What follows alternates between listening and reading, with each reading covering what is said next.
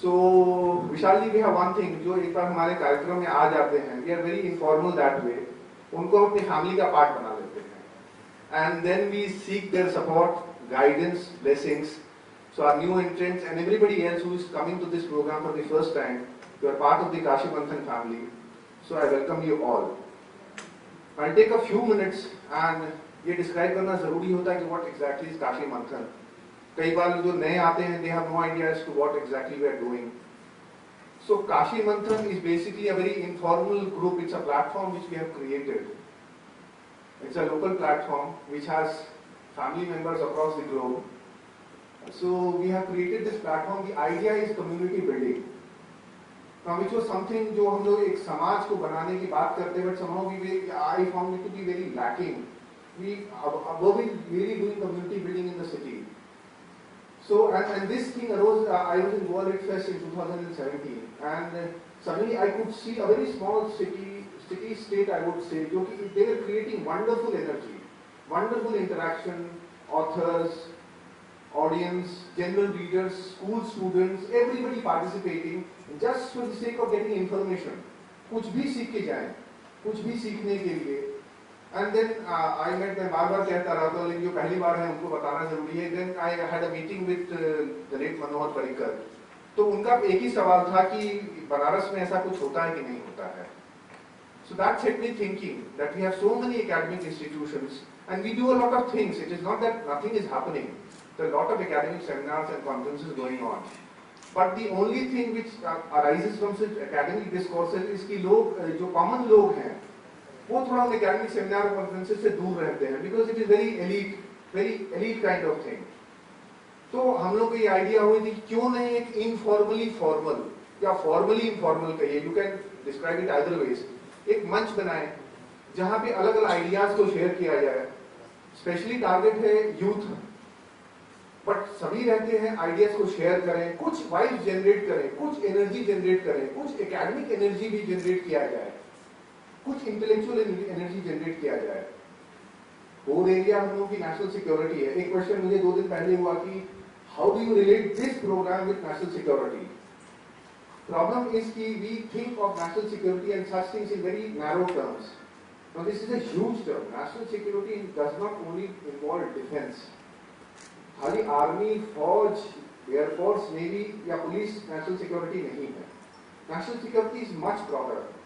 It involves foreign policy, it involves government institutions, the institution building जो हम बोलते हैं, चाहे वो पार्लियामेंट हो, चाहे वो हमारा कॉन्स्टिट्यूशन हो, कोर्ट्स हो, then citizen security, environment security, social security, the general well-being of a society is basically what we refer to as national security. So this program is as much related to national security as our program when we started off on paradigms of national security. It is as good as that. Then the second thing why Kashi Manthan was started was basically, I was talking to Vishal ji, we are in the state of a disinformation war. Now the introduction of smartphones has made this war very cheap. It comes very cheap. You do not need too much energy to create disinformation, propaganda, lies. It is very easy. You have a smartphone और एक शैतान का दिमाग, एक devilish mind, and you can create any information you want. We call it disinformation, misinformation, and it takes a fraction of a second to make it go viral. And the counter to this disinformation war is very costly. हमने तो बना दिया अपने एक smartphone से, so that thing कि information war minute में बनती है. Kashmir is a prime example of this disinformation war. Because any government, any institution cannot counter this war. इसका सामना आप real virtual time जिसको हम कहते हैं उसमें असंभव है. So the idea of Kashi Manthan is to get the youth, the society, engage with them. We have 4 E's. We call them the 4 E's: engage, educate, empowerment, and enlighten. तो चारों एक के बाद एक से लिंक है. This is kind of a chain. कि हम educate through experts करने की कोशिश करते हैं on certain subjects. एजुकेट करते हैं, एम्पावर करते हैं उनको. जब आपके पास information, knowledge is information, primarily knowledge is information. So once you get educated, engagement के through education and then enlightenment. So that is that in a nutshell I'll be very brief in a nutshell is the idea of Kashi Manthan. And this program on Sri Kashi Vishwanath Dham mix facts and challenges and opportunities. And this is very relevant to it's very contemporary. समकालीन हमारा एक विषय है जिसको लेके बहुत disinformation, इसका part हम देखते थे, लगातार हम लोग देख रहे थे. There is a lot of disinformation war. कि लगातार एक ऐसी एक बज़ क्रिएट की जा रही थी जैसे कि कोई बहुत बड़ा कोई एक आपातकालीन परिस्थिति हो गई है और जिसमें पूरे धर्म पे हमला हो चुका है, मतलब वगैरह वगैरह. और प्राइमरीली इसका इंफॉर्मेशन था कि जब इंफॉर्मेशन मास में नहीं रहती है तो डिसइंफॉर्मेशन वाले इसका फायदा उठाते हैं और लोगों को कंफ्यूज करते हैं. तो we were thinking for a very long time to get Vishal ji on our platform. Delay हुई थोड़ी, लेकिन देर आए दुरुस्त आए, क्योंकि इतनी मिस इन्फॉर्मेशन थी कि मैं भी एक बार देखने गया फिजिकली कि जो एक्चुअली हो रहा है, जो हम लोग को परसीव कर रहे हैं, जो एक मास मीडिया में एक मास हिस्टीरिया क्रिएट हुआ जा रहा है, उसके बीच में रियलिटी क्या है. तो बहुत अच्छा लगा देखिए कि रियलिटी जो है वो सही है, जो विजन है वो बहुत अच्छा है, जो एग्जीक्यूशन है वो भी बहुत अच्छा है.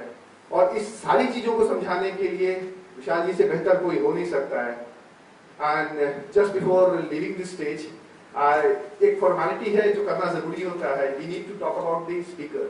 अभी तक तो काशी मंथन था. So very brief introduction. Sri Vishal Singh has done his BTech in computer engineering and worked as a software engineer with Dell Software Developers in United States. He has done his masters in public policies and management, specializing in international development from University of Maryland, USA. He is a Chevening scholar and did a certification in globalization in economics for excellence in governance from London School of Economics and Political Science, UK. He's been a senior consultant to Government of India for e-governance and played a key role in national e-governance policy. He's worked as administrator in several districts of Uttar Pradesh. And I welcome and hand over the stage to Vishal. So, without wasting any time, I'll invite questions. I don't know how many of you know about Kashi Vishwanath Corridor project, or most of you must be knowing, and as Mayank said, that maybe most of you are misinformed or disinformed about the project. So my idea is to invite questions first. What do you think? What do you want to know about it? Take down or jot down those questions which I'll answer during my presentation or my attempt to present what is truth. And at the end of it all, again I'll invite for more questions and answer them. Does that sound okay? So please shoot one by one. Anyone who has anything that you want to know, or any misinformation, disinformation, or any information that you want to ask about Kashi Vishwanath Corridor project. And I'll request, sir, somebody can take down so that I can. Hanji, please, please, please, please, yes. So there are 3 or 4 questions which I will raise. Sure. Claims regarding that we never got official notice from the Hindu in December 2018. So, and there was an environmental concern that from Climate Agenda Trust, which says that demolition has hazardous impact. The structure of houses are as such that the wall of one house was bending on that of another. If they pull down on the building, the next will be in danger of trample. And the third one is whether or not any ASI or organizations as such were involved or not. Sure. And fourth is whether it is a myth or fact, I don't know, that 600 years old Nilkanth temple has been... Nilkanth temple. Nilkanth, sorry. The Nilkanth temple has been raised out. Thank you. Yes, gentlemen, yes, आप please बताइए.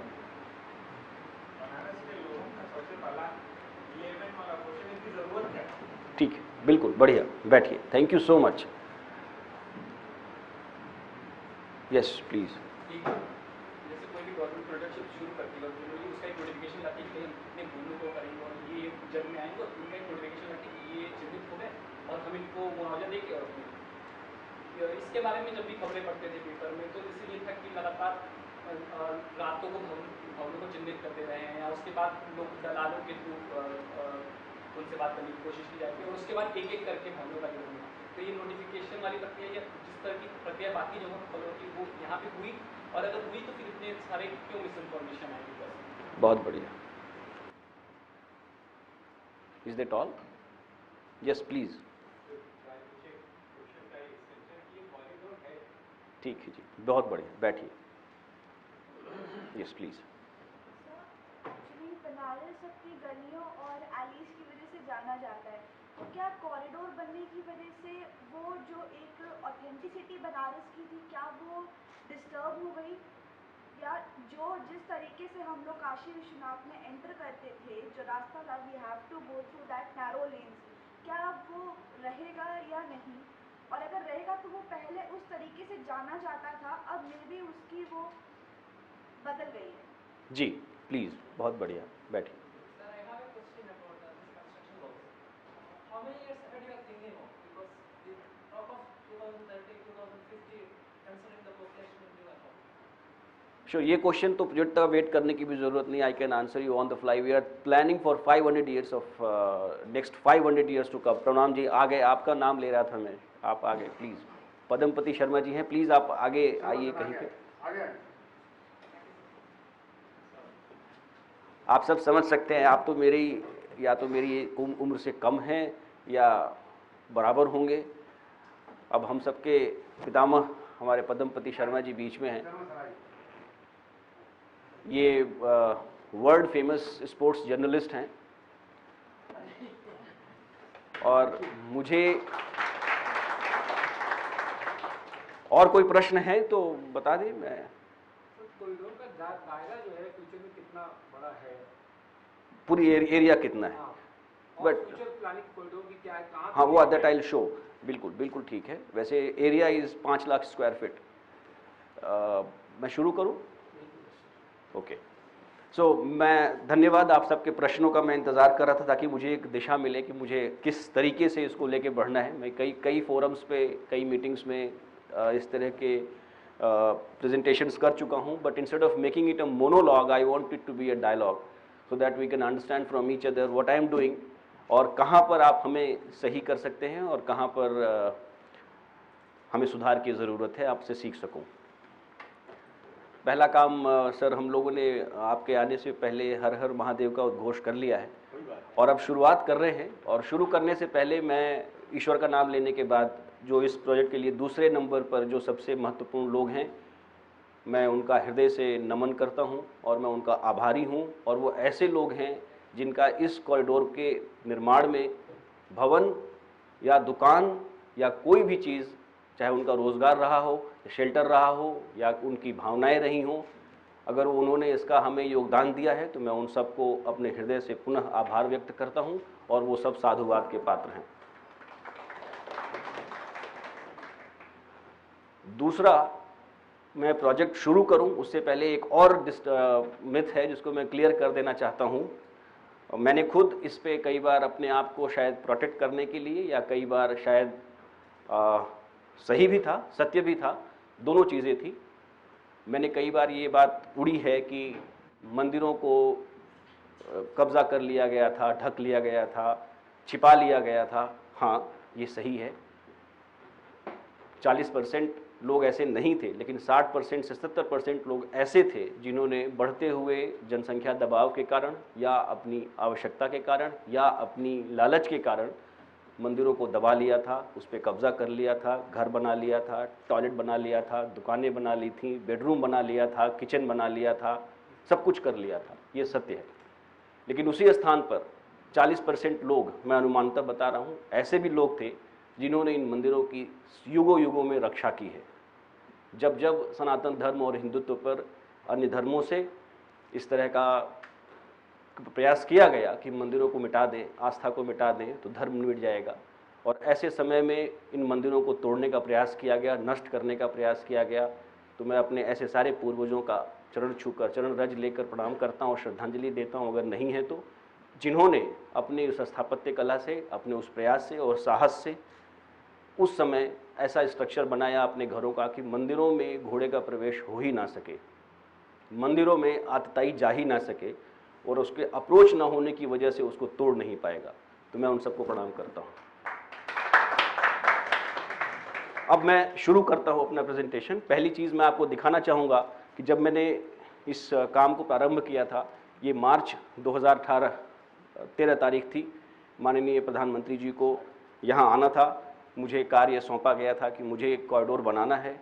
मैं हफ्ते 10 दिन या 15 दिन मैं गलियों में भटकता रहा, ये सोचता रहा कि करना क्या है। सुबह आता था और अपना अन्य कार्य समाप्त करने के बाद, उस समय भी एक रिस्पॉन्सिबिलिटी और थी वीडीए की, उसको करने के बाद मंदिर जाता था। जब कुछ समझ में नहीं आता था तो कहीं बैठ के चाट खाता था या मणिकर्णिका घाट पे जाकर ध्यान लगाता था कि मुझे क्या करना है, क्या करूँगा तो ये प्रोजेक्ट हो जाएगा। उस समय तक मुझे भी आइडिया नहीं था कि ये क्या बनाया जाएगा, क्या होगा। हाँ, ये था कि 40 करोड़ रुपए सरकार से आ गए हैं, कुछ मकान हैं उनको खरीदना है, खरीद के हटाने और जगह बनानी है। और ये काम पिछले 25 वर्षों से शायद चल रहा था। अलग अलग समय पर लोगों ने कुछ भवन खरीदे, तोड़े, हटाए, दुकान बनाई, फिर कब्जा हो गया। ये 25 वर्षों से चल रहा था और मैं उस पूरी प्रक्रिया को शुरू कर रहा था। उन्हीं शुरुआती दिनों में मेरी समझ से उस समय तक मैंने कोई क्रय कुछ नहीं किया था। मेरी मुलाकात आपसे हुई, पद्मपति शर्मा जी से हुई और इनको प्रोजेक्ट के बारे में आइडिया लग गया था और इन्होंने मैं तो कहता हूँ मेरे सहयोग में इन्होंने धरोहर बचाओ समिति शुरू कर दी थी, जिसका मुख्य उद्देश्य था बनारस की धरोहर को बचाना। और मेरी आपसे मुलाकात हुई, बड़ी भावनात्मक मुलाकात थी। बहुत समय तक हम लोग एक दूसरे के लिए यही सोचते रहे कि वो क्या करना चाहता है मुझे पता चल जाए तो मैं शायद ठीक करूं, गलत ही होगा, ये मन में लेकर चले और बहुत लंबे समय तक चला। खैर वो पुरानी कहानी है। मैं प्रोजेक्ट शुरू करता हूं। मैंने पहला काम जो किया आने के बाद, it is a touch one, okay, I handle, हाँ, डबल टच।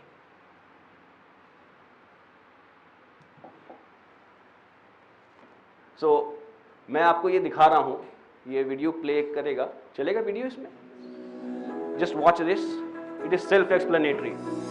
इसके द्वारा ये दिखाया जा रहा है, वॉल्यूम कम कर सकते हैं थोड़ा सा, म्यूजिक का वॉल्यूम कम कर सकते हैं। ये रास्ते हैं काशी विश्वनाथ मंदिर में जाने के, 4 रास्ते, और किस तरीके से हम वहाँ पहुँचते थे, ये उसका 3D प्रेजेंटेशन है। ये फर्स्ट डे ज्वाइन करने के बाद मैंने ये कार्य करवाया था। आप देख सकते हैं मंदिर में जाने का रास्ता, जैसा कि बिटिया ने पूछा, ये था रास्ता पहले। ये ज्ञानवापी है, बगल में पांचों पंडवा धर्मशाला है जहां आज पार्किंग है।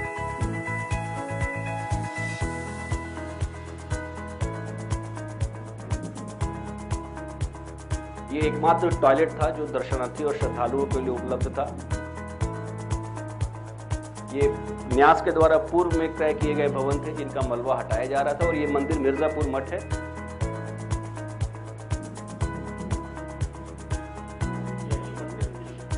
जी जी जी बिल्कुल, ये मेरे आने से पहले ये हटाया जा चुका था। ये रास्ता था मंदिर में जाने का, अगर आप लोग पहले गए रहे होंगे तो। ये ज्ञानवापी एंट्रेंस गेट से आप जाके, ये वीआईपी दरवाजा था जहां से आप अंदर घुसते थे मंदिर के। दूसरा रास्ता, ये आपने गेट नंबर 4 से जो एंट्री थी अब तक उसका रास्ता देखा। दूसरी एंट्री मंदिर में आने की जो थी,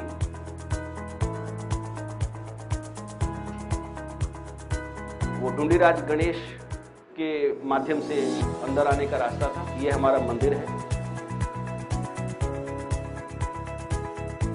ये 3 मंदिर के द्वार थे और वो काशी विश्वनाथ मंदिर शायद आप देख पाए। ये रास्ता था गेट नंबर 2।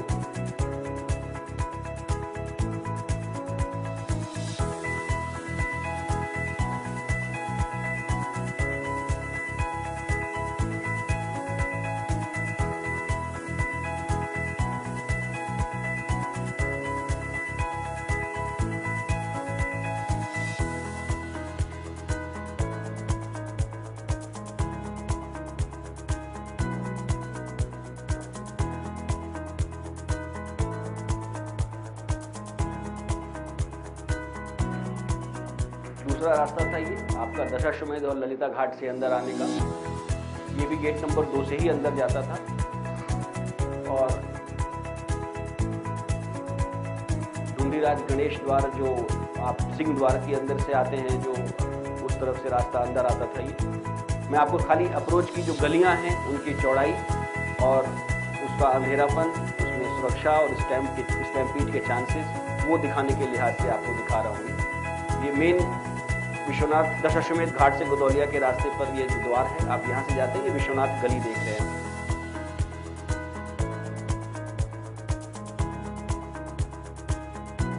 और रास्ते में पड़ने वाले खूबसूरत मंदिर जो उस समय भी थे,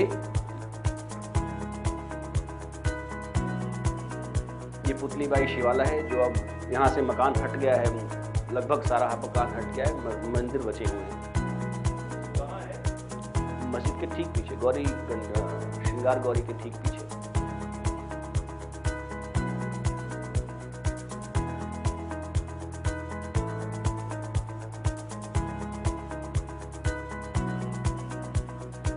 और एक ये रास्ता मणिकर्णिका घाट से गेट नंबर 3 से होते हुए अंदर जाने का रास्ता नीलकंठ द्वार इसको कहते हैं।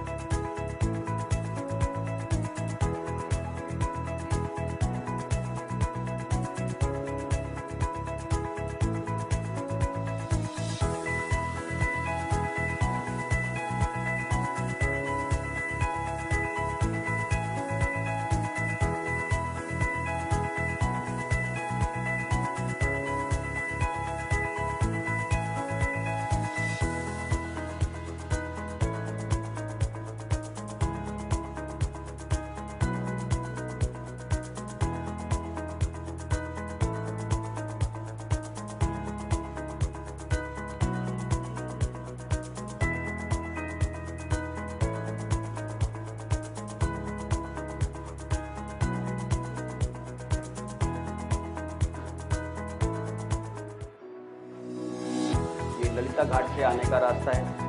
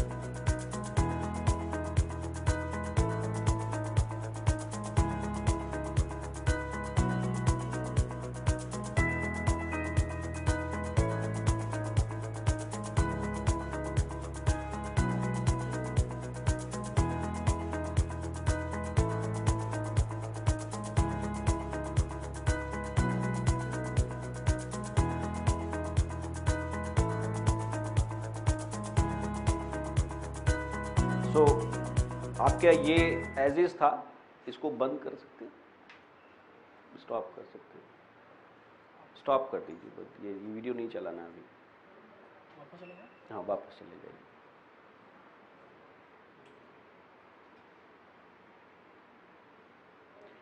ये आपने अभी जो देखा ये एज इज था, जिसके बाद पहली बार क्रिएट करने के लिए हमने इसको फुल स्क्रीन कर सकते हैं।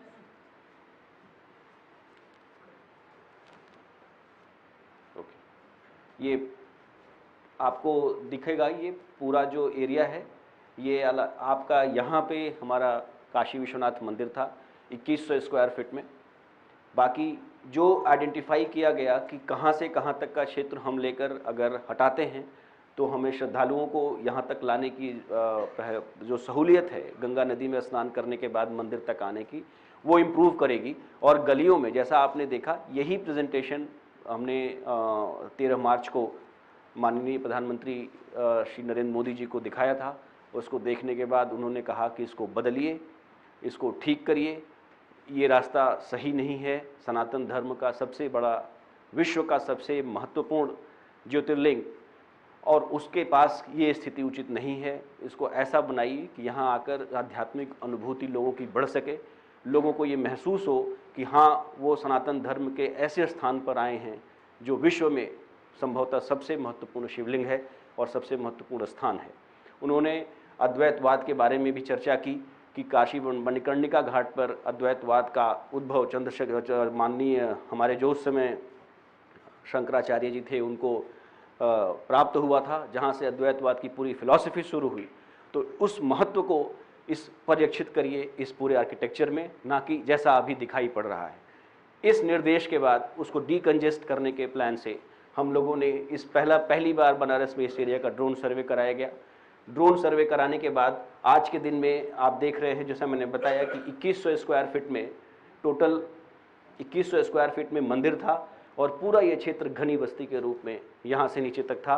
पहली बार ये डिसाइड किया गया कि नीलकंठ द्वार से मणिकर्णिका घाट और सरस्वती फाटक से लेकर, सॉरी टच हो जा रहा है शायद, सरस्वती फाटक से लेकर ये आपका ललिता घाट, इस पूरे क्षेत्र के बीच में जितने भी घर हैं इन घरों के सर्वे करिए, इसको आइडेंटिफाई करिए और इन घरों को यहाँ से वहाँ तक लेकर जो तैयार हों उनको खरीद कर इनको हटाइए और हटाने के बाद इस क्षेत्र को डीकंजेस्ट करिए। इस आइडिया के साथ हम लोगों ने शुरू किया। लेकिन जब ये ड्रोन सर्वे किया गया तो एक बहुत ही अलग सी चीज़ सामने आई और इसके बाद जो दिख रहा था वो दूसरी स्लाइड जो थी, एक आप उसको दिखाइए, एक दूसरी फोटो थी इसी तरह की। यस, इस सर्वे में ये दिखाई पड़ा कि ये जो आपको ब्लू डॉट्स दिखाई पड़ रहे हैं ये सारे, जब ड्रोन सर्वे ऊपर से हुआ तो ये टेम्पल की कैनोपी के रूप में दिखाई पड़े। ये मंदिरों के शिखर थे जो घरों के बीच में थे। मंदिर हैं कुछ जगह तो पता था, कई जगह ये पता ही नहीं था कि इन घरों में मंदिर भी है। और जब ये सर्वे हुआ और उसको हम लोगों ने मैग्नीफाई करके लार्ज रेजोल्यूशन बढ़ा के इसको देखा तो हाई रेजोल्यूशन इमेज में ये सारे मंदिर दिखाई पड़े जिनकी संख्या कुल 43 थी। इस चीज़ से माननीय प्रधानमंत्री जी और माननीय मुख्यमंत्री जी को अवगत कराया गया कि साहब इस क्षेत्र को अगर हम तोड़ के हटाते हैं तो इसमें बहुत सारे मंदिर निकल रहे हैं और इन मंदिरों को हटाया जाना कतई उचित नहीं होगा। ये प्रस्ताव लेकर मैं डरते डरते गया था कि पता नहीं क्या होगा, क्योंकि मेरे ऊपर यहाँ से दबाव था, मेरा अपना मानना था कि मंदिरों को शायद छेड़ा जाना उचित नहीं होगा। लेकिन उन मंदिरों के बारे में लोगों को बताना ये महत्वपूर्ण है, आवश्यक है, सनातन धर्म की रक्षा के लिए आवश्यक है। इसलिए मैंने प्रस्ताव रखा और ईश्वर की कृपा थी, हमारी बात सभी लोगों ने मानी। माननीय मुख्यमंत्री जी ने भी, प्रधानमंत्री जी ने भी, उन्होंने कहा कि नहीं, एक भी मंदिर डिस्टर्ब नहीं होना चाहिए, एक भी विग्रह जो पूजित है वो डिस्टर्ब नहीं होना चाहिए। अगर खंडित है तो बदला जाना चाहिए, अगर केवल शोभित है तो जो उसके सेवित करने वाले हैं, जो पुजारी हैं, उनसे बात करिए और उसको उठाकर रखिए और कॉरिडोर के निर्माण के बाद उसका उचित स्थान दिया जाए। ये निर्देश मुझे दिया गया। इसके बाद मैंने फिर इस जगह पर डिमोलिशन शुरू किया। अब वो दीदी दिखाई जो डिमोलिशन का वीडियो था। और डिमोलिशन से पहले एक बार मैं फिर एक प्रश्न आया था कि ज़रूरत क्या है कॉरिडोर की, वाई कॉरिडोर। सो वो दिखाने के लिए एक मूवी, वो यूट्यूब कैसे चलाएंगे इसमें? I want to show you this 6 minutes movie which was made by a journalist friend of mine, Mr. Rana. He worked for BBC London. Now he settled in London. He was visiting Varanasi. He met me and we had a discussion. And he said that I want to help you. I said I'll be grateful if you can do something, but I don't have money. He said I don't want money for this project. I'll do whatever I can do. And then he came up with this small video, which was 4-5 minutes video, which probably will explain why this Kashi Vishwanath. Why this project? The title is Restoring Glory of Kashi Vishwanath Ji. 4 फरवरी 1916 बनारस हिंदू विश्वविद्यालय के उद्घाटन यहीं पे आपके यहाँ पे महात्मा गांधी का भाषण। तो बनारस में यदि हमारे मंदिर और पूजा घर। कल शाम जब मैं विश्वनाथ जी के दर्शन के लिए गया तो मुझे ख्याल आया कि यदि कोई अजनबी इस महान मंदिर के दर्शन के लिए आए तो वो हम हिंदुओं के बारे में क्या सोचेगा। वो जरूर हमारी आलोचना करेगा। क्या ये महान मंदिर हमारे चरित्र को नहीं दर्शाता? क्या ये उचित है कि इस मंदिर तक जाने वाली गलियां इतनी गंदी हों और किसी भी तरह से इस मंदिर के चारों ओर मकान बना दिए जाएं जहां तंग गलियों में जाना मुश्किल हो? यदि हम अपने मंदिरों में सफाई और खुली जगह नहीं रख सकते तो फिर हमारी अपनी व्यवस्था कैसी होगी? हमारा स्वराज्य कैसा होगा? क्या अंग्रेजों के जाने के बाद हमारे मंदिर पवित्रता, स्वच्छता और शांति के केंद्र बन सकेंगे?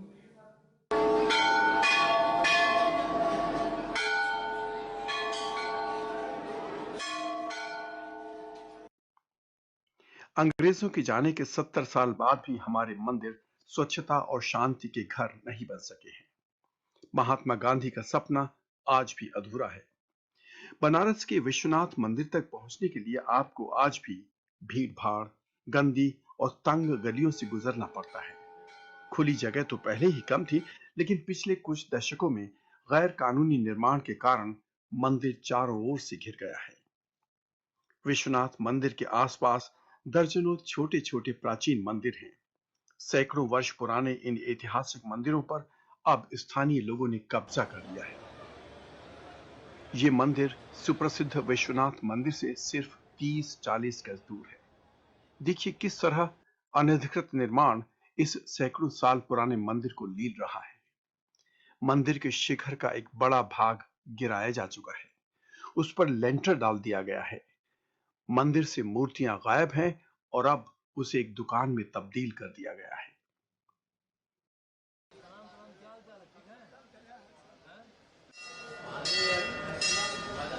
नीलकंठ महादेव के इस मंदिर के ऊपर अब डॉक्टर साहब का दवाखाना चलता है।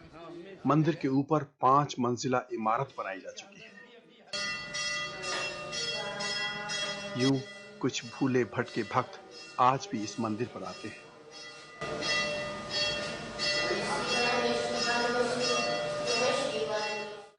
विश्वनाथ मंदिर से मणिकर्णिका घाट जाने वाली इस गली में कई पुराने मंदिर हैं जिन पर अवैध कब्जा कर लिया गया है।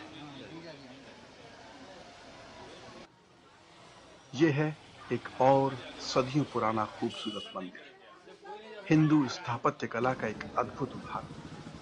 मंदिर के सामने दीवार खड़ी कर दी गई है और महादेव जी को टीन के इस बदसूरत दरवाजे के पीछे कैद कर लिया गया है। और अब देखिए मंदिर अतिक्रमण का एक और शर्मनाक नमूना। इस मंदिर में तो अब इन साहब ने चाय और पकोड़े की दुकान खोल रखी है।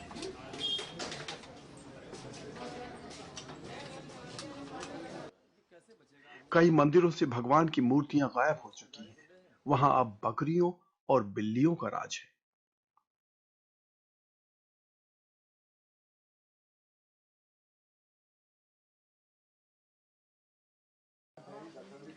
बाबा विश्वनाथ की नगरी काशी में हिंदू धर्म की आत्मा बसती है और यहां आने वाले लाखों तीर्थयात्रियों को हमारी सांस्कृतिक धरोहर की इस दुर्दशा को देखकर अत्यंत पीड़ा होती है।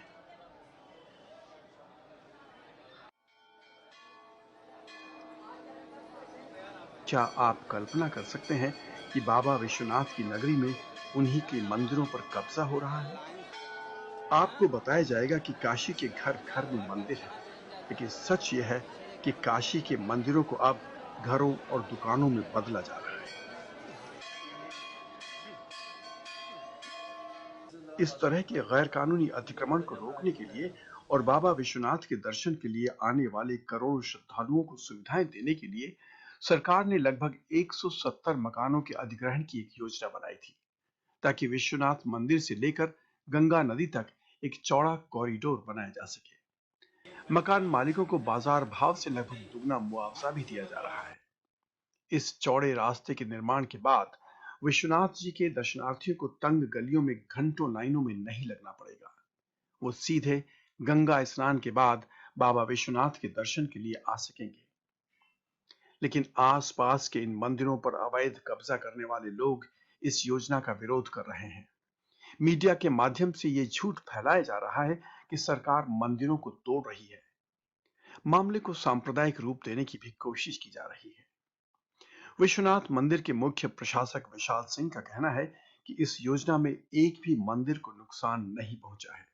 सिर्फ पुराने मंदिरों के आसपास अवैध निर्माण को हटाने का प्रयास किया जा रहा है और पुरातत्व विभाग की सहायता से इन मंदिरों को बचाने का प्रयास किया जा रहा है। उनका कहना है कि हम तो सिर्फ अपनी सांस्कृतिक धरोहर को बचाने और विश्वनाथ जी के दर्शन के लिए आने वाले तीर्थयात्रियों को बेहतर सुविधाएं प्रदान करने के लिए काम कर रहे हैं।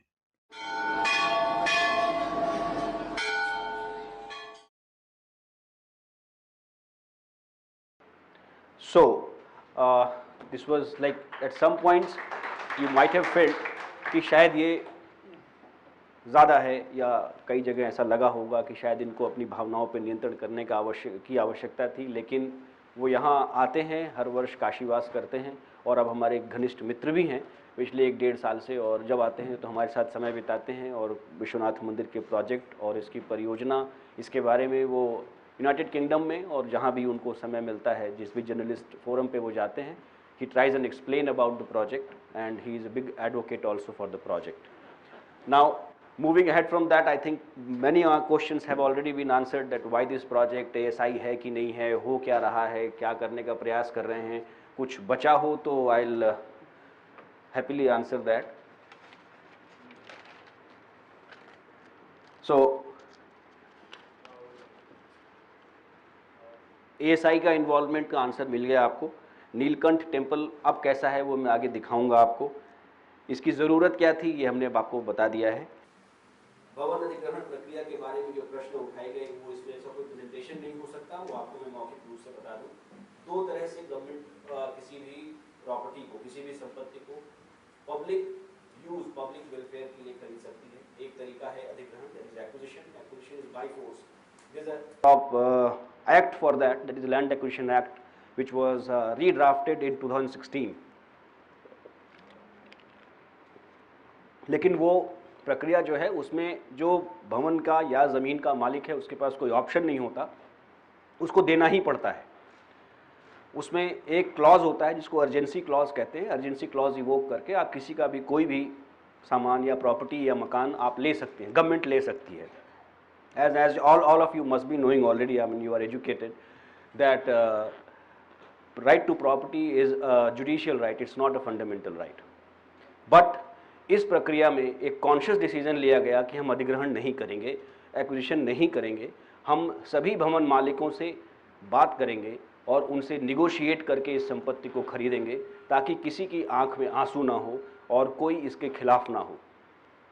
इस प्रक्रिया की वजह से हमें जो मुआवजा देना था उसकी जो लिमिट थी, वो जो उसकी वैल्यू थी उससे 2 गुने तक आप दे सकते हैं। इस चीज़ का शासनादेश और प्रावधान एक्ट्स में भी है। तो कहा गया कि चाहे पैसा ज़्यादा लगे लेकिन आप एक्विजिशन मत करिए, आप निगोशिएट करके खरीदिए। इसमें निगोशिएट करके खरीदने में सबसे बड़ा चैलेंज जो मेरे लिए था, बिकॉज मुझे करना था इस कार्य को, सभी भवन मालिकों से बात करना, उनको अपनी बात समझाना, उनको इस बात के लिए तैयार करना कि आप बेच दें, तैयार हो जाएं, इस बात को मान जाएं। एक मतलब इससे एक तो डिले, दूसरा एफर्ट्स का बढ़ जाता है। एक इस वजह से 1-1.5 साल में काफ़ी समय मुझे इस कार्य के लिए देना पड़ा। दूसरा, जब आप निगोशिएट कर रहे हैं तो वो अगले के मन पे है, वो देना चाहे तो दे, ना देना चाहे तो ना दे, और जब उसका मन होगा तब देगा, जब उसको सूटेबल लगेगा तब देगा। कभी कोई बोलेगा कि भाई बच्चे का बर्थडे है, हो जाए तो देंगे, यू कांट डू एनीथिंग, आपको वेट करना है। और आपके पास वेट करने के साथ साथ मुझे ये भी समय सीमा दी गई थी कि मार्च के पहले हफ्ते में 2019 के मार्च के पहले हफ्ते में आप इसका भूमि पूजन करा दीजिए और ज़मीन तब तक खाली हो जाए, भवन सारे हट जाएं। तो मेरे पास 1 वर्ष से भी कम का समय था इस पूरे कार्य को करने के लिए। जो पहली बार परियोजना में आइडेंटिफाई किए गए थे भवन, उनकी संख्या जो थी, जब उसका सर्वे हुआ, डिटेल सर्वे हुआ, तो दोनों गलियों के बीच में जो जगह निकल के आई वो मकानों की संख्या 167 थी, 167 हाउसेस थे। लेकिन फिर ये महसूस हुआ कि इसको हमको दक्षिण दिशा में कॉरिडोर को और जगह देनी पड़ेगी, अदरवाइज़ मंदिर का जो हमारा पुराना प्रांगण है वो बीच में नहीं आएगा। इसलिए परियोजना को 50 फीट नीचे की तरफ एक्सटेंड किया गया और हमने फिर और घर खरीदे और अब टोटल भवन जो हमको लिए जाने हैं उनकी संख्या 291 है, 291 में से आज मैं आपके सामने जब यहाँ खड़ा होकर बात कर रहा हूँ 267 भवन लिए जा चुके हैं। 12 भवन बचे हैं, जो हमें 22 भवन जो हमें अभी लेने हैं, और उन 22 भवनों के लिए ज़्यादातर लोग हमारे जो उसमें बचे हैं वो मंदिर के महंत परिवार के लोग हैं। उनका इसमें विरोध है, या मैं ये कहूँगा कि शायद अभी और मुझे मेहनत करनी है उनके साथ में। मैं प्रयास कर रहा हूँ कि उनको इस पूरे प्रोजेक्ट का उद्देश्य और इसका कारण समझा सकूं और उचित दाम देकर मैं उनका भवन ले सकूं। इसके बाद आज के दिन में क्या हालत है, ये मैं डिमोलिशन आपको मैंने थोड़ा सा देखा था वीडियो आपने, बट ये if you want I can show that कि डिमोलिशन करने में सबसे बड़ा चैलेंज वहाँ पे काम करने का क्या था।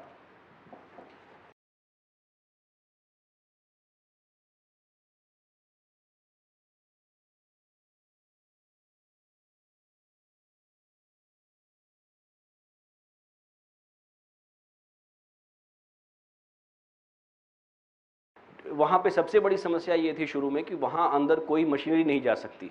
आप या तो पैदल जाएंगे या फिर आप खच्चर ले जाएंगे, और कोई तरीका नहीं था अंदर जाने का और ना ही बाहर आने का। और मंदिर के लगातार 24 घंटे में केवल मंदिर 3 या 4 घंटे ऐसा होता है जब श्रद्धालु नहीं होते, हम केवल उसी समय काम कर सकते थे। तो हमें केवल काम करने के लिए, डिमोलिशन का काम करने के लिए केवल 3 से 4 घंटे का समय मिलता था। रात को 11 बजे के बाद से शुरू करते थे, 10:30 से शुरू करते थे, और सुबह 2:30-3 बजते बजते हमें काम बंद करना पड़ता था। और जो एक समय मैंने मतलब ये भी देखा है कि एक समय पर वहाँ पर 3 से 3,500 लोग काम करते थे, मजदूर काम करते थे तोड़ने का, और 600 से 700 के आसपास के खच्चर, पहले वो मलबा खच्चरों पे लादा जाता था, खच्चर से वो बाहर सड़क पे आता था, और उसके बाद फिर वहाँ से वो मलबा खच्चरों से ट्रैक्टर उतार के ट्रैक्टर पे लगता था, फिर वहाँ से कहीं और जाकर डिस्पोज ऑफ होता था।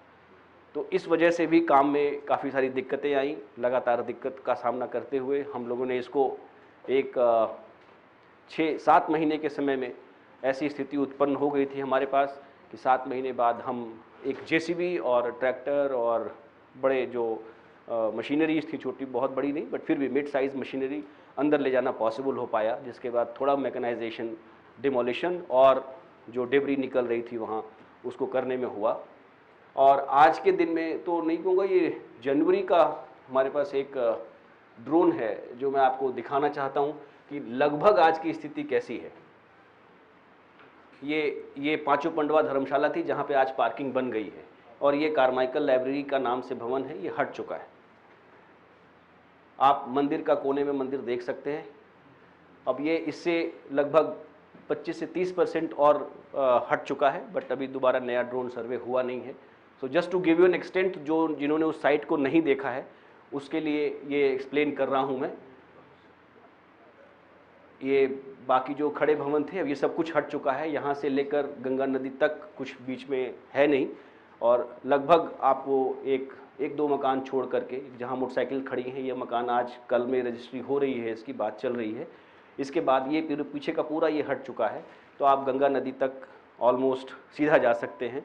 अनदर वीक और सो आप सीधा वॉक कर सकते हैं गंगा नदी तक इस पूरे एरिया में। ये लेटेस्ट वीडियो है, ये 10/35 करके ये पूरा क्षेत्र था, ये हट चुका है।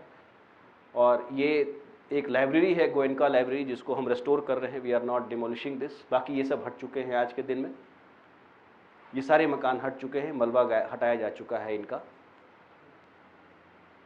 ये एक्सटेंट हमने जो बढ़ाया था यहाँ से लेके यहाँ तक का, वो ये एक्सटेंट है, अब ये भी पूरा हट चुका है। और ये as I am talking to you, Nirmal Math है, ये निर्मल मठ के जो संत हैं वो आ चुके हैं। आज शाम को 5:30 बजे मेरी बैठक है, मोस्ट प्रॉब्ली हम इसको भी ले लेंगे और एक हफ्ते के अंदर फिर हम इसको भी हटा देंगे। ये सब हट चुके हैं, यहाँ सब खाली है। So I invite all of you, any time आइए, just let me know and visit the whole corridor. बस बंद कर दीजिए आप इसको।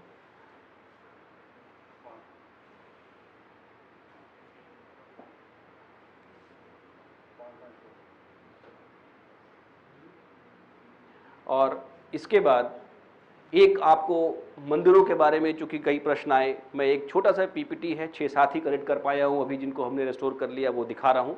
और after that I will show you कि हाउ विल इट लुक, जो कि ऑनरेबल प्राइम मिनिस्टर ने खुद अपने ट्विटर से ट्वीट भी किया था। इसको ऑन कर दीजिए प्रेजेंटेशन। स्लाइड शिफ्ट करने की कोई है? Okay okay.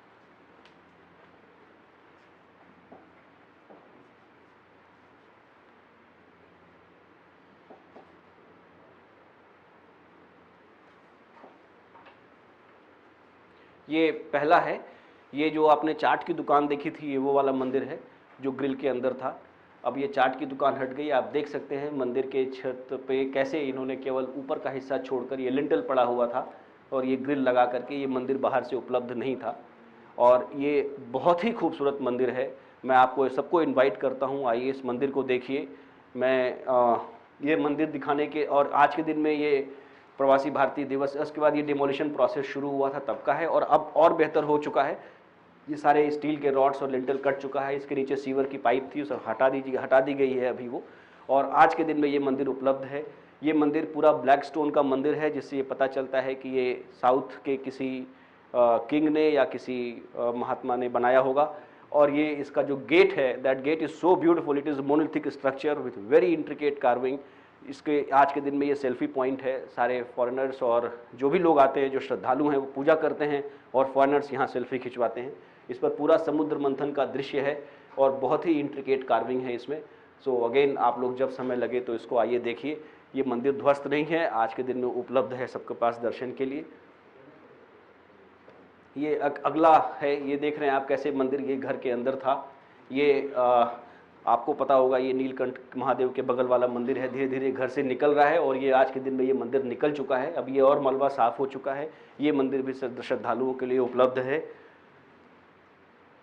ये तीसरा ये मंदिर है, ये पीछे की तरफ 10/35 WW के मकान के जस्ट बाद वाला, जो एक स्टेट की प्रॉपर्टी थी, बहराइच स्टेट की, उनकी प्रॉपर्टी थी। ये मंदिर थे बीच में और ये पूरा घर बना हुआ था, ये दिखाई नहीं पड़ता था, इसके सामने पूरा मलबा था।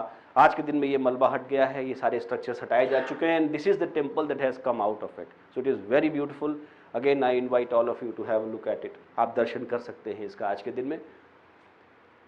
अगला ये है, ये मंदिर, ये जो हमारी गली है, आप गेट नंबर 3 से जब आप मणिकर्णिका घाट जाते हैं तो रास्ते में पड़ने वाले मकानों के अंदर ये मंदिर थे। ये सारे मकान हटाए जा चुके हैं आज के दिन में और ये सारे मंदिर आज के दिन में दर्शनार्थियों को उपलब्ध हैं। अगला ये है, ये मंदिर भी उसी घाट के रास्ते पर हैं। इनके ऊपर सब घर बने हुए थे। इन घरों को हटाने के बाद इस तरह के खूबसूरत मंदिर निकले हैं, जिनका जीर्णोद्धार और ये पेंट चूना जो उसमें लगा हुआ है दरवाज़ा, सब इसको हटाया जाना है। ये अगला है, ये कपूर साहब के मकान के ठीक सामने वाला मंदिर है, आप पहचान रहे होंगे। और ये मंदिर, ये यहाँ पूरे चारों तरफ मकान बने हुए थे, इनको हटाया गया है और अब ये मंदिर इस तरह का निकला है। इसमें जो हमारे विग्रह हैं, मूर्ति है, उसको प्रोटेक्ट करते हुए डिमोलिशन और मलबा कर हटाने का कार्य किया जा रहा है। ये अंतिम है नीलकंठ महादेव का, वो जो 5 मंजिला मकान था उसको हटा दिया गया। हटाने के बाद मलबा उस पर गिरा, इस स्थिति में जब हो गया था, काफ़ी शोर हुआ, काफ़ी मेरे खिलाफ मुझे फिर से एक बार, मैं तो सब तो औरंगजेब सुनने की आदत पड़ गई है, लेकिन ये मुझे इसके लिए भी औरंगजेब कहा गया। नीलकंठ मंदिर को लेकर मेरे पास दिल्ली के मीडिया के जो लोग थे, उनका भी कई बार फ़ोन आया कि आपने एक बहुत खूबसूरत, बड़ा प्राचीन मंदिर था, आपने दबा दिया, ख़त्म कर दिया। और आज के दिन में नीलकंठ महादेव मंदिर का लिंग पूरा साफ़ है, इसको टिन शेड से पूरा प्रोटेक्ट किया जा चुका है, सीढ़ियाँ बनाई जा चुकी हैं और ये दर्शन के लिए उपलब्ध है। ये एक प्रयास था मेरा आपको सच दिखाने का। वापस, अच्छा तो सीख गया हूँ, चलिए। Now how do I go back to that same thing जहाँ मैं था। और आपका और समय न लेते हुए मैं आप लोगों को बहुत बहुत धन्यवाद दूंगा एक पेशेंट हियरिंग के लिए। और जो प्रश्न इसमें हैं मैं इनको अभी एक एक करके आंसर करूंगा। और ये कैसा होने वाला है, ये अपने से जितने लोगों ने ना देखा हो तो मैं दिखाऊं। एक लास्ट वीडियो है 4 मिनट का, अगर ना देखा हो तो दिखाऊं, अदरवाइज ओके। ये जो बनना है उसका एक, ये इसको प्ले कर दीजिए, इसको प्ले कर दीजिए।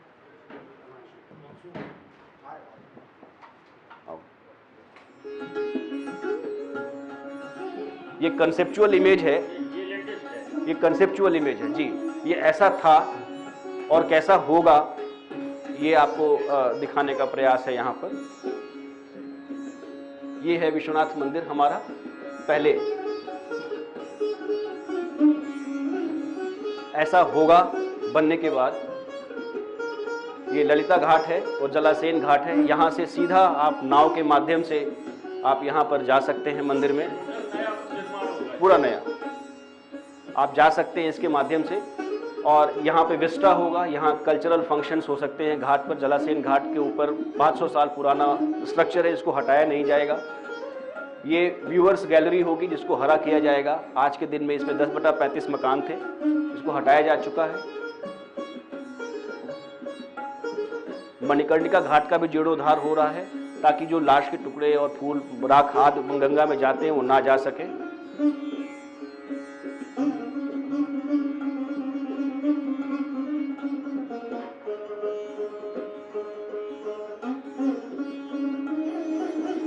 लकड़ियों को रखने की जो व्यवस्था है उसको व्यवस्थित करते हुए रखा जाएगा, ताकि अभी जैसा फैला हुआ देखते हैं वैसा फैलाव ना रहे।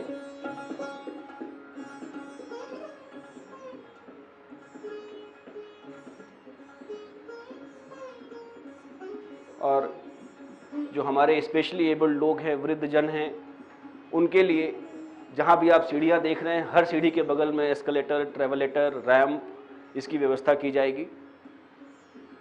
और एक वाराणसी गैलरी बनेगी। इस गैलरी में उन सभी चीज़ों को रखा जाएगा, जैसे चाबियाँ हैं, दरवाजे हैं, खिड़कियाँ हैं, महत्वपूर्ण। आपका हमारे पद्मपति जी के द्वारा सरस्वती फाटक के ऊपर एक पत्थर लगा था, वो पूरा गेट और लकड़ी का स्ट्रक्चर वो निकाल के रखा गया है, वो वाराणसी गैलरी का भाग बनेगा। और आप देख सकते हैं कि पुराने मंदिर आपको जगह जगह इसमें एम्बेडेड दिखाई पड़ रहे हैं। So it will be a retrofitting rather than नया कुछ कंस्ट्रक्शन किया जाए। कुछ ऐसा होगा मुख्य द्वार मंदिर के प्रांगण का। यहाँ से नीचे उतरकर ये मंदिर के सामने बैठने का स्थान होगा, जहाँ आप साधना कर सकते हैं, जहाँ आप जो आप चाहें, जैसा आप चाहें मंदिर के सामने बैठकर आप उसका प्रयास कर सकते हैं। और पुराने मंदिरों के इस मार्ग से होते हुए मंदिर चौक के बाद सीधा आप मंदिर का शिखर आपको दिखाई पड़ेगा। ये गेट से ही दिखाई पड़ेगा, आप थोड़ा सा और आगे जाएंगे तो यहाँ तक पहुँचने के बाद आप शिखर का दर्शन कर सकते हैं।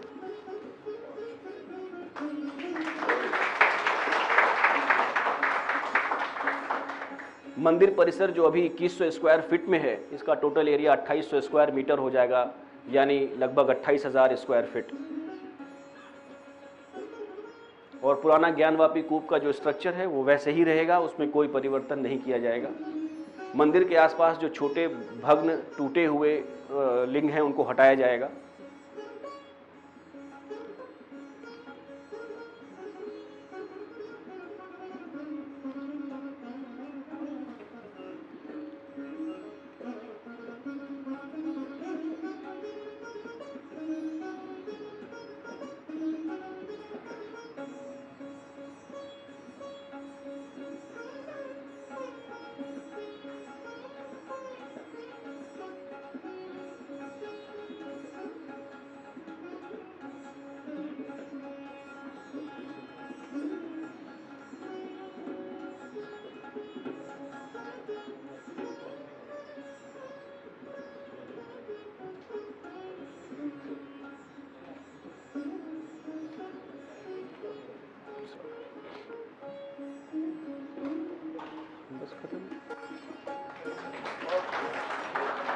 So, thank you so much. This is something, हाँ जी नहीं, मस्जिद पर कुछ भी किया जाना माननीय उच्च न्यायालय, उच्चतम न्यायालय हर जगह से बाधित है। मस्जिद एक डिस्प्यूटेड आर्किटेक्चर तो नहीं कहूँगा मैं, मस्जिद एक प्रोटेक्टेड आर्किटेक्चर है, जिसके बारे में कोई भी निर्णय माननीय न्यायालय के द्वारा ही लिया जाएगा। हम उसको जैसा है, जिस जगह है वैसा ही छोड़ेंगे। आपने अगर देखा हो, पूरा मस्जिद लगभग 20-22 फीट ऊंचे आयरन बार से घिरा गया है। उसके अंदर हम कोई परिवर्तन नहीं करेंगे, वो जहाँ है जैसा है उसको वैसा ही रहने देंगे। ये जून 2021 में जनता को उपलब्ध होगा, सबको लोकार्पण होगा। जून 2021 में लोकार्पण होगा इसका। आने वाले सितंबर महीने से निर्माण कार्य शुरू हो जाएगा। डीपीआर बन चुकी है, टेंडर डॉक्यूमेंट्स हो चुके हैं। प्रोजेक्ट की फाइनेंसिंग हमने अब तक अपेक्षा थी कि 267 करोड़ रुपए की ज़रूरत पड़ेगी, लेकिन निर्माण के लिए आज के दिन में लगभग 650 करोड़ रुपए की आवश्यकता है। बिकॉज हम 500 साल का, हाँ लगभग 500 वर्ष का प्लानिंग लेकर चलने के लिए कहा गया है माननीय प्रधानमंत्री और माननीय मुख्यमंत्री जी द्वारा। तो इसलिए हम कहीं पे क्लैडिंग नहीं करेंगे, stone cladding will not be done, everything will be stone का हार्ड पीस होगा, मार्बल का पीस होगा अगर सीढ़ी बनाई जानी है तो जी। तो 500 वर्ष के लिए निर्माण किया जाएगा, ताकि 500 तक कोई सिविल कंस्ट्रक्शन की या सिविल वर्क की जरूरत ना पड़े। 628 करोड़ फॉर कंस्ट्रक्शन। आज तक मैंने इस एक वर्ष में, लगभग 1.5 वर्ष में लगभग 450 करोड़ खर्च किए, तो लगभग 1100 करोड़ रुपए खर्च होंगे। वाया रोड सर कोई अप्रोच नहीं है इसमें, जो मेन अप्रोच हमारा थ्रू, अगर आपका जो वाया रोड का अप्रोच बनाते हैं तो हमें और घर लेने पड़ेंगे, जो शायद एक्सेप्टेबल नहीं होगा। पार्किंग की कोई व्यवस्था? पार्किंग की व्यवस्था, मल्टी स्टोरी पार्किंग की व्यवस्था की जाएगी। पहला निर्देश ये है कि प्रमोट करिए कि लोग जल मार्ग से आएँ, जल मार्ग से आएँ ताकि पूरे कॉरिडोर का भ्रमण करते हुए आ सकें। उसी तरफ एक्सपेंशन पॉसिबल था, मिनिमम घरों को लेते हुए, मिनिमम डिस्टर्बेंस क्रिएट करते हुए एक्सपेंशन उसी तरफ पॉसिबल था। तो कहीं ना कहीं से तो एक वो बनेगा जहाँ से बोट्स आएंगी वहाँ। जी जी, बन चुका है। जलासेन घाट और ललिता घाट दोनों जगह पे जेटी बनेगी, जो कि फ्लोटिंग जेटी होगी, जो बारिश के पानी के समय, बढ़ने के समय में वो ऊपर आ जाएगी, बाकी टाइम पे वो नीचे जाएगी, और उसमें कोई भी बोट के माध्यम से आप आकर के वहाँ रुक सकते हैं और आप एक्सेस कर सकते हैं बोट से। और ये सर जो ज्ञानवापी की तरफ जाने का रास्ता था, ये सच रहेगा या बंद हो जाएगा? नहीं, ये रास्ता बेहतर हो जाएगा, बंद नहीं होगा, बेहतर हो जाएगा। आपको एक लेवल पर चलते हुए सीधा आप मंदिर में पहुँच पाएंगे। मस्जिद के पीछे श्रृंगार गौरी है, अगर आप लोग गए होंगे तो श्रृंगार गौरी का जो मंदिर है उस तरफ से वेहिकुलर एंट्री उस तरफ से होगी, गाड़ियां उधर से अंदर जा सकेंगी, बट वो प्रोटेक्टेड होगा बिकॉज रेड जोन है। क्या उधर पार्किंग नहीं हो सकती? किधर? बाकी का जो मैदान है इतना बड़ा, जी जी, वहाँ क्या नहीं, मल्टी स्टोरी पार्किंग की व्यवस्था कर रहे हैं, वही मैं कह रहा हूँ। मंदिर मस्जिद के पीछे की तरफ पार्किंग की व्यवस्था की जाएगी, जो मकान अब लिए गए हैं अभी, जी उस तरफ। ऊपर में आप मंडप बना सकते हैं, ऑडिटोरियम, बिल्कुल बिल्कुल, जो मानस बिल्कुल बिल्कुल वो होगा, तरह के कार्यक्रम होते हैं। बिल्कुल बिल्कुल बिल्कुल, उसका पूरा स्थान बनाया जाएगा। शुरुआत में जो आपने कहा कि 5 लाख स्क्वायर फीट एरिया का टोटल आगे, अभी जो आपने बताया कि 28,000 स्क्वायर फीट का अभी का मंदिर का प्रांगण होगा। पूरे कॉरिडोर का एरिया 5 लाख स्क्वायर फीट होगा, मंदिर का प्रांगण जो होगा वो 28,000 स्क्वायर फीट होगा। क्या जो मतलब इसी तरह के एक्सपेंशन करते हुए बाकी कंस्ट्रक्शन को भी हटाया जाएगा जो अभी है, या फिर उसको किसी और तरीके से? नहीं, सारे कंस्ट्रक्शन जो अभी हैं मंदिर के अलावा वो सारे हटाए जाएंगे। तो क्या वो 5 लाख स्क्वायर फीट वाला जो एरिया होता है उसमें भी इसी तरह से नहीं नहीं, 5 लाख स्क्वायर फीट तो टोटल क्षेत्रफल है, जो प्रोजेक्ट का एरिया है वो 5 लाख स्क्वायर फीट है, नदी से लेके मंदिर तक पूरे कॉरिडोर का एरिया 5 लाख स्क्वायर फीट है, लगभग 50,000 स्क्वायर मीटर। ये रानी भवानी के बगल में ये रानी भवानी और सत्यनारायण मंदिर जी, ये पूरी विध्वंसक कार्रवाई हुई थी 2007 में, आपको मालूम, मायावती का शासन काल था, और एक रात में ये पूरे मंदिर जी ढा दिए गए। उसमें 108 शिवलिंग थे जी जिसको लेके बहुत अनशन, बड़ा बवाल हुआ था, आपको याद होगा जी। तो उस समय तत्कालीन जो आपके न्यास के लोग थे उन्होंने ही कहा था, और वो नाले में बरामद हुए थे, आपको ये भी अखबारों का है, नाले में बरामद हुए, और वो 108 मंदिरों में नाम सहित थे, वो महादेव जो है उनके नाम भी दिए हुए थे, 108 महादेव। वो है कहाँ? हमने कई बार ये प्रयास किया, कई बार मैंने लिखा जी कि उनको, उन लोगों को पकड़ा जाए जिन लोगों के कारण ये दुर्दशा हुई, और उनकी क्या दुर्दशा हुई ये बताने की जरूरत नहीं है। मैं नहीं बिल्कुल 2007 में मैं मतलब उसके बारे में मैं कोई टिप्पणी करूं 12 वर्ष पूर्व क्या किया गया तो उचित नहीं होगा, लेकिन आपका बिल्कुल आपका आदेश, मैंने मंडन मिश्र जी की मूर्ति मिल गई है, उसको पुनः विस्थापित किया जाना है। मैं अपनी तरफ से पूरा प्रयास कर रहा हूं। दिक्कत ये थी सबसे बड़ी कि जब मैंने टेक ओवर किया, ट्रस्ट एक प्रोफेशनली रन ऑर्गेनाइजेशन नहीं था, यहाँ पर केवल 5 काम करने वालों के नाम पे 5 बाबू थे, और पांचों बाबुओं के बारे में 5 पांडव कहते हैं लोग उनको, उनके बारे में बनारस के जो स्थानीय नागरिक हैं जो यहाँ रहते हैं, जो मंदिर के आसपास रहते हैं, वो बहुत बेहतर जानते हैं। मैं कुछ कहूँ उचित नहीं होगा। न्यास में न्यास का मेंबर बनना या न्यास के अन्य पदों पर न्यासाध्यक्ष बनना, या कैसे ये किस तरह से कृपा पात्र बन के इन पदों को प्राप्त किया जाता था, ये भी यहाँ के स्थानीय नागरिकों को पता है, इसके बारे में भी मैं कोई टिप्पणी करना उचित नहीं होगा। और मैं इतना ज़रूर जानता हूँ कि जब से मैंने इस कार्य को संभाला है, मैं पूरी संजीदगी से, चूँकि मैं खुद सनातन धर्म को मानता हूँ, प्रयास करता हूँ कि कोई भी ऐसा कार्य मेरे हाथ से न हो। अगर ईश्वर ने निमित्त बनाया, पाप हो सकता है, गलती हो सकती है, इंसान हूँ, लेकिन कोशिश करता हूँ कि जो मेरे बारे में या जो कुछ मुझे कह रहा है, या अगर कोई मेरी निंदा कर रहा है तो उसको ज़रूर सुनूँ, क्योंकि सबसे बड़ी सीख, सबसे बड़ी सहूलियत वहीं से मिलती है। तो मैं कोशिश करता हूँ कि आगे से ऐसा ना हो। संजीदगी से सुनता हूँ आपकी बात को या किसी की भी बात को, और उसको अपने कार्य में शामिल करने का प्रयास करता हूँ। तो भविष्य में ऐसा नहीं होगा, इसके लिए आश्वस्त कर सकता हूँ। जैसे मंदिर में जो सुबह की मंगला उसमें दर्शन के लिए आप टिकट की सुविधा है, तो जैसे वैष्णो देवी में भी इस तरह की चीज़ है कि वहाँ पे टिकट लेके लोग सुबह के दर्शन जाते हैं, लेकिन एक लिमिटेड नंबर ऑफ पीपल जो वहाँ एट टाइम प्रेजेंट रहते हैं उनको भी अलाउ किया जाता है, दोनों भी अलाउ नहीं कर रहा है। मैं पिछले साल इस मंदिर गया था, अचानक किसी सुबह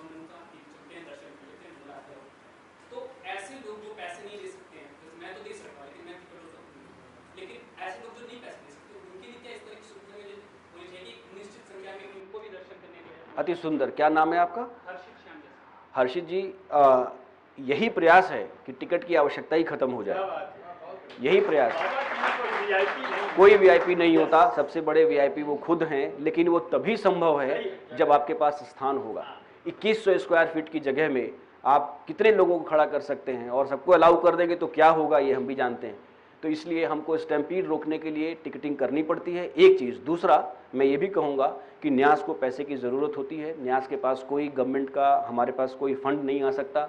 और आपको जानकर आश्चर्य होगा, पिछले 1 वर्ष में हमने न्यास से, अपने काशी विश्वनाथ मंदिर न्यास से लगभग 38 करोड़ रुपए खर्च किए हैं श्रद्धालुओं के सुविधाओं के विकास के लिए, जिसमें पानी पिलाए जाने से लेकर मैट है, बार बार उनको पंखे हैं, कूलर है, सफाई है, हर चीज़ आज के दिन में स्टेट ऑफ आर्ट। और जैसा आपने निर्देश किया था, अभी आप सावन मेला आ रहा है, तो पहले हमारे श्रद्धालु बल्लियों पर सोते थे या ज़मीन पर सोते थे, अब पूरा मैदागिन से लेकर गोदौलिया तक पूरे रास्ते में जहाँ भी हमारे यहाँ बैरिकेटिंग, जहाँ से श्रद्धालु आएंगे, उस पूरे रास्ते में मैट बिछाई जाएगी। उस मैच की लगातार धुलाई कराई जाएगी ताकि उनके पैरों में गंदगी ना लगे। उनको पानी, खाना, हर चीज़ 20-20 मीटर पर उपलब्ध कराई जाएगी ताकि उनको असुविधा ना हो। हर जगह हम बायो टॉयलेट की फैसिलिटी बनाई गई है ताकि वो जब चाहें तब जैसे चाहें। मैंने अपनी आंखों से देखा है 70 साल 60 साल की महिलाएं जो टिकट के लिए या दर्शन के लाइन में लगी होती हैं, साउथ इंडियंस ज़्यादा आते हैं, और उनको अगर शुगर की बीमारी थी और she could not control her nature's call and she was urinating in front of everybody. I felt as if my mother is doing it. That day I decided that पहला काम यहाँ पर बायो टॉयलेट की उपलब्धता होनी है, जो आज है। तो और बहुत सारे निर्माण हैं, जैसे प्रोजेक्ट के निर्माण के लिए सरकार का धन आ सकता है, लेकिन मंदिर के सुधार के लिए सरकार का धन नहीं लगाया जा सकता है। हमने रैंप बनाया है, आज के दिन में व्हील चेयर की फैसिलिटी फ्री ऑफ कॉस्ट उपलब्ध है। आप 24 घंटे कभी भी जाइए, आपको वहाँ पर ले जाने के लिए सेवादार खड़े रहते हैं। ये सारी सुविधाएं, और जैसा आपने निर्देश किया था, हम 10 इस बार हमारे पास गोल्फ कार्ट्स ले रहे हैं हम। पूरा नो व्हीकल जोन होगा, मैदागिन से लेकर मंदिर जाने के लिए, गोदौलिया से मंदिर जाने के लिए, दशाश्वमेध घाट से मंदिर जाने के लिए free of cost golf cart. आवश्यकता के अनुसार अशक्त और वृद्धों के लिए, हाथ में बच्चे के साथ महिलाओं के लिए उपलब्ध होगी ताकि उनको इसमें सुविधा हो सके। तो इन सब कार्यों को करने के लिए पैसे की आवश्यकता होती है, तो हमें कहीं ना कहीं धन की भी आवश्यकता होती है, जो हमें खुद अर्जित करना होता है। इसलिए कई बार कमर्शियल एक्टिविटी भी शायद करते हैं, जैसे टिकट लगाना। ये देखते हुए मुझे अचानक सोमनाथ जी का दर्शन हो गया यहीं से, क्योंकि जब आप सोमनाथ जाएंगे तो बिल्कुल ऐसा ही दृश्य उभरता जी जी है, जी जी बहुत अद्भुत है वो। जी। और शायद आप ये कर रहे हैं और ईश्वर ने आपको निमित्त बनाया है, आप यशस्वी हो। जैसे आप कह रहे थे सुविधा की बात करें, तो क्या वहाँ जैसा है कि कम दर पे लोगों को रात्रि विश्राम की व्यवस्था? जी बिल्कुल, आपने देखा हम गेस्ट हाउस क्रिएट कर रहे हैं, वो guest house free of cost होगा। अभी भी वैसे मंदिर ने गेस्ट हाउस शुरू कर दिया है। मंदिर का गेस्ट हाउस गंगा दर्शनम था, काशी विश्वनाथ गंगा दर्शनम के नाम से गेस्ट हाउस मंदिर का उपलब्ध है, जिसमें बहुत ही सस्ते दरों पर सात्विक भोजन के साथ लोगों को रहने के लिए उचित सुविधाएं उपलब्ध कराई जाती हैं। हम गंगा दर्शनम, ये बंगाली टोला, सोनारपुरा बंगाली टोला, नहीं अभी तो चेंज कर दिया, उसका मैनेजमेंट ही चेंज कर दिया। नहीं, वो पहले उसको 3 स्टार होटल की तरह चलाने का प्रयास किया गया था पूर्व में, लेकिन अभी वो सस्ता हो गया है। और वो, हाँ जी, रेंट मुझे रेंट नहीं पता है, आप रेंट पता कर सकते हैं, वेबसाइट पर है, पोर्टल पर है, सब कुछ है, उपलब्ध है। गंगा दर्शनम जी। और प्रयास करेंगे जैसा आपने कहा, और अभी भी सावन में भी हम शेल्टर बना रहे हैं जिसमें 6000 लोगों के रहने के सोनारपुरा में बना रहे हैं, जो फ्री ऑफ कॉस्ट होगा। 6000 किसी भी कांवड़ के समय में लोग वहाँ चाहें तो जाकर वहाँ रह सकते हैं, उनको भोजन, पानी और रहने की व्यवस्था फ्री दी जाएगी।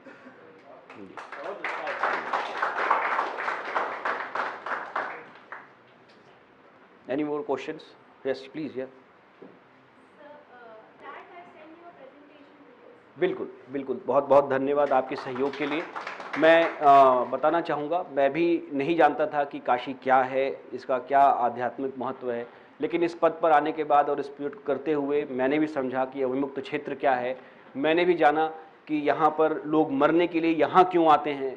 और ये एक वहाँ पर हमने एक हटाया था, वहाँ से एक भवन था जिसमें वृद्ध संत सेवाश्रम संघ चलता था, जिसमें कि ऐसे वृद्ध संत जिनका कोई रखवाला नहीं, कोई देखने वाला नहीं है, उनका कोई देखभाल करने के लिए नहीं है, लावारिस हैं, उनको ला करके वहाँ पर रख करके उनकी सेवा लोग करते थे। और जब वो मरने वाले होते थे, तब मर जाते थे, तब उनको वहाँ से वो उनका दाह संस्कार करके उनकी आत्मा की मुक्ति का प्रयास करते थे।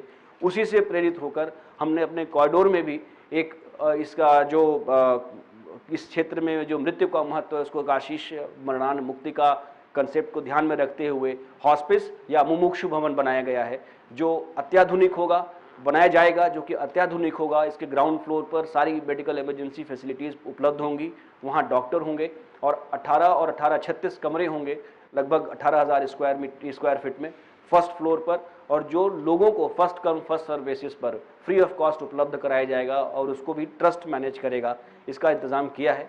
इसी तरीके से एक छोटा सा फिजिकल उदाहरण है जो आप कह रही हैं उस बात को ध्यान में रखते हुए, लेकिन इसके साथ साथ हम लोगों ने एक कंसल्टेटिव ग्रुप बनाया है जो हमारे प्रोफेसर राणा पीवी सिंह हैं, आपके बीएचयू के ही रिटायर्ड प्रोफेसर हैं, और वो इलेक्ट्रोमैग्नेटिक स्टडी पूरे क्षेत्र की करके अविमुक्त क्षेत्र में वेव्स का मूवमेंट, कंसंट्रेशन, कैसे शिवलिंग के पास सारी वेव्स एक साथ इकट्ठी हो रही हैं और क्या उनका मूवमेंट है, क्या उनका वाइब्रेशन है, और बाकी जो आसपास के प्राचीन मंदिर हैं उनमें क्या वाइब्रेशंस है, कैसे उसको हम सिंक्रोनाइज कर सकते हैं अपने इस नए फिजिकल कंस्ट्रक्शन के साथ में, ताकि जो इसका स्पिरिचुअल पार्ट है, जो वाराणसी का मतलब है, हम लोग बचपन में हमने भी सुना था कि वाराणसी का नाम वाराणसी पड़ा बिकॉज वरुणा और अस्सी के बीच में है, जबकि ये सत्य नहीं है।